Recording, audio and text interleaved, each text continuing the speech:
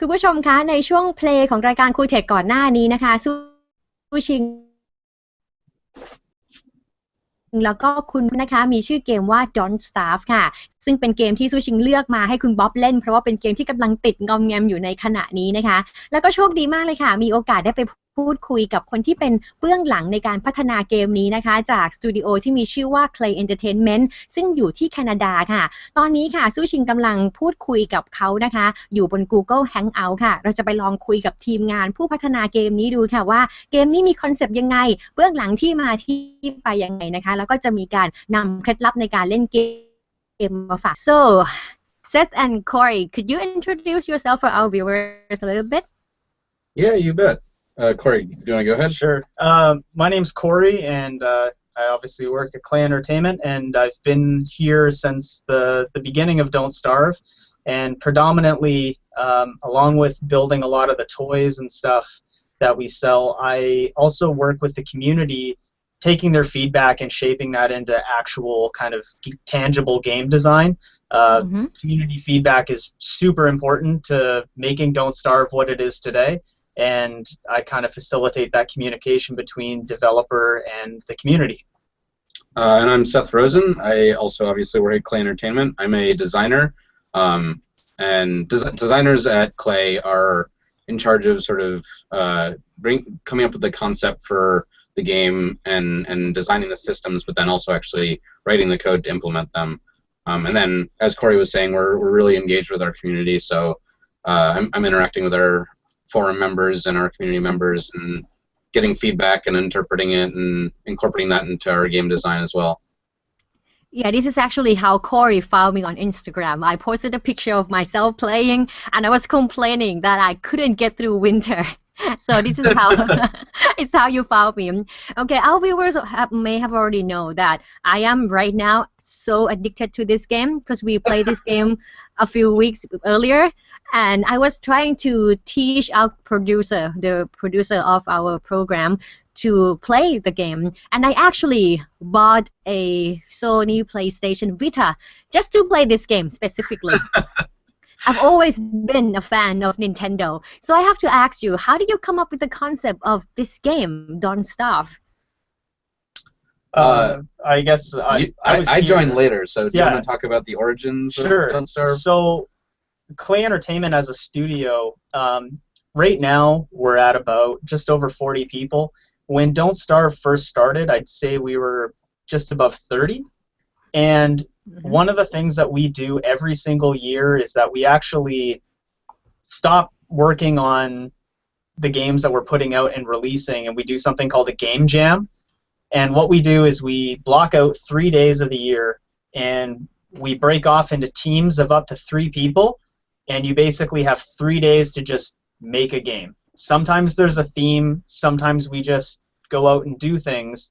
And one of the other designers at Klei Entertainment, Kevin Forbes, he decided to make a survival game, and it worked into an island simulator game.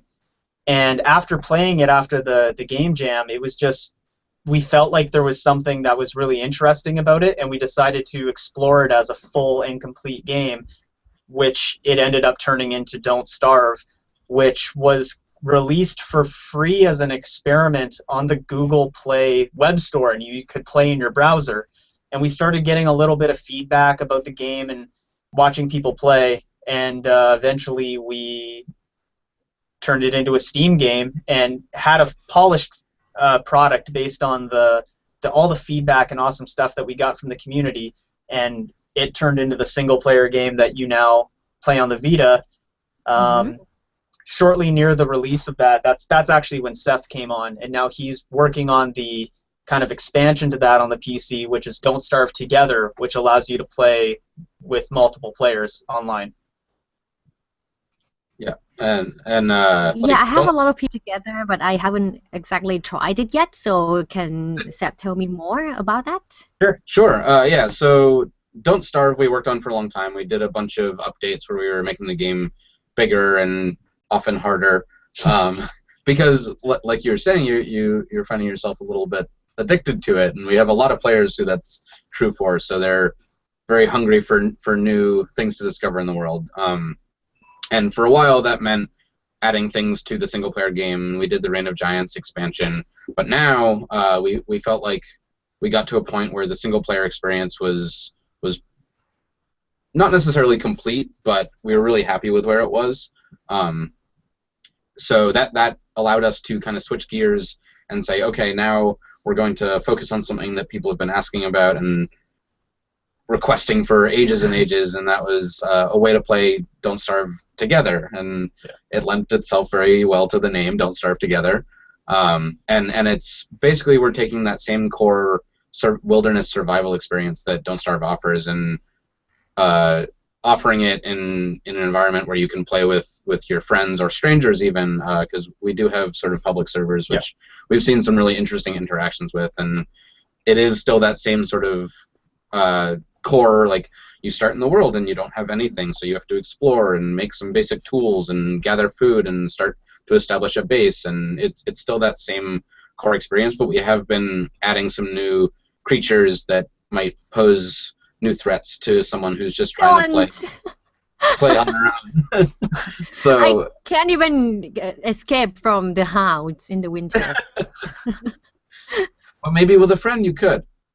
Yeah, so for Don't Starve Together, is it designed for people to help each other while playing or fight against each other? Like you cut down all the trees so your friends won't have any trees left. I guess that depends on what kind of friend you are. Yeah, it is open. Like along with everything else in Don't Starve, we want people to play in the way that they want to play, and for some people that means like getting a tight group of friends and working cooperatively and trying to survive, and other times it means just kind of coming into a game with one other friend, and you find another group of 2 people, and maybe they'll be friendly, or maybe they'll steal all your food and take your lunch money. It's like it's really interesting that you were showing someone at your studio how to play the game, and that's actually a big fundamental design principle behind Don't Starve.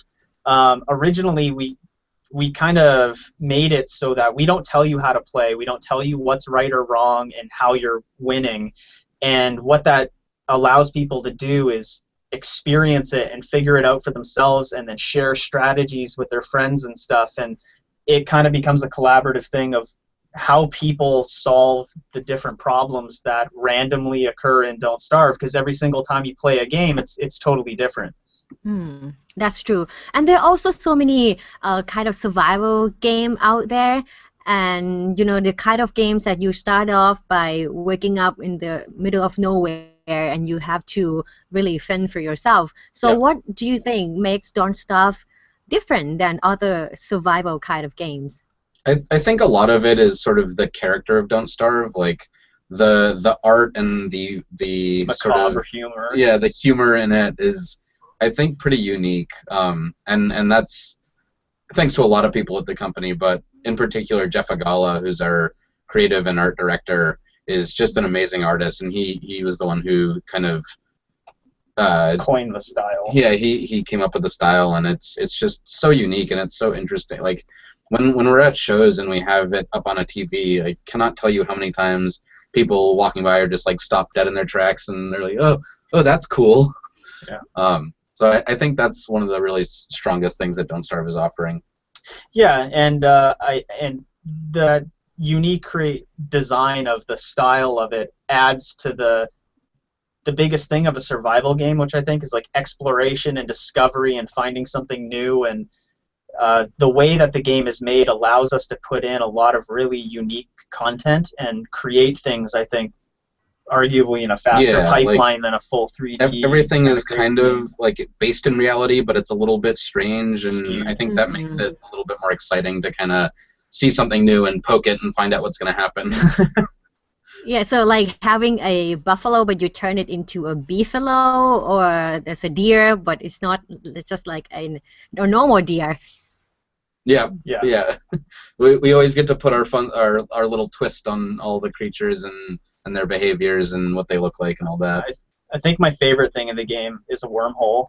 Yeah. I think it's just the wormhole is my favorite thing, because everyone talks about traveling distances and time through space using a wormhole, but ours is literally a hole in the ground that is a giant, disgusting worm that most people think is going to kill them when they first see it. I did not jump into the hole. I only jumped into it because I opened a PewDiePie video on YouTube, and then somebody told him that he could actually jump into the hole. So that's how I figured out that, okay, yeah, you can actually travel using that hole. So what's the feedback so far from the players who are in like in Canada and around the world? For Don't Starve Together? For both.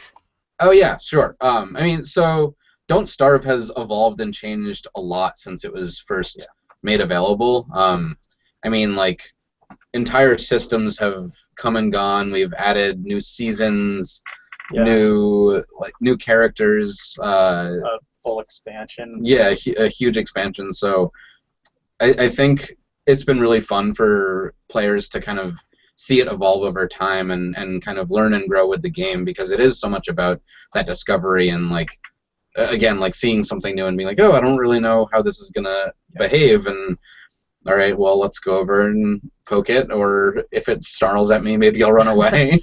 Well, and I can also say that, like, on my end, being the person who talks directly to the community and kind of facilitates that communication to the developers, like, the amount of fan art and cosplay and people making things and sharing it with us and just celebrating Don't Starve as a thing is super cool. And Don't Starve Together would not exist at all if the community wasn't so, like, awesome and supportive and voicing that it was a good idea, making us believe that it was worth trying to do and turn a game that was designed so strictly to be a single-player experience, and it was meant to be lonely and kind of weird and about exploration, and getting us to try turning that into a multiplayer game that you could share with people wouldn't have happened without the community's feedback.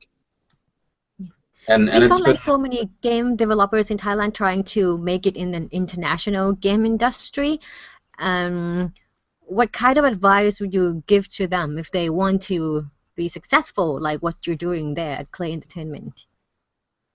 I think a lot of being successful with anything really is just kind of doing it and not backing down kind of in the face of what should be or what seems like is going to happen. Like, I don't have any formal training in game design. I studied computer science, but I decided that I wanted to work in games, and I just kept applying and kept making games in my free time until I got into a position where I was able to. So don't give up, I think, is the biggest thing. Yeah, and on top of don't give up, it's okay to fail lots, and you should try to fail lots so that you can get to what works faster, which is why we very specifically stop doing stuff at the studio 3 days of the year to just do the craziest stuff that we would never just immediately put all this money and resources into trying to make without experiencing it. Because the best way to experience if something is potentially a good or a bad idea is just to make it and prove it. Yeah. And when you play it, you can be like, yeah, that was an awful idea. We should never make this. Or you play it and it's really exciting and fun. Or it even just has a glimmer of, like, this has big potential. We should experiment with this more.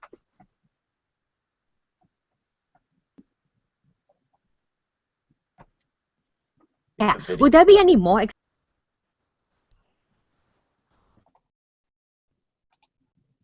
connection problem going on here? Yes, a bit? You cut Just out a little bit. bit. Was the question if there are going to be more expansions for Don't Starve?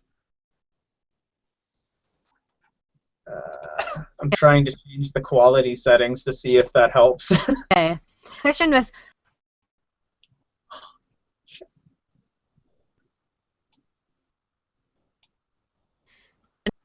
connection มันมีปัญหา I think that's just for our...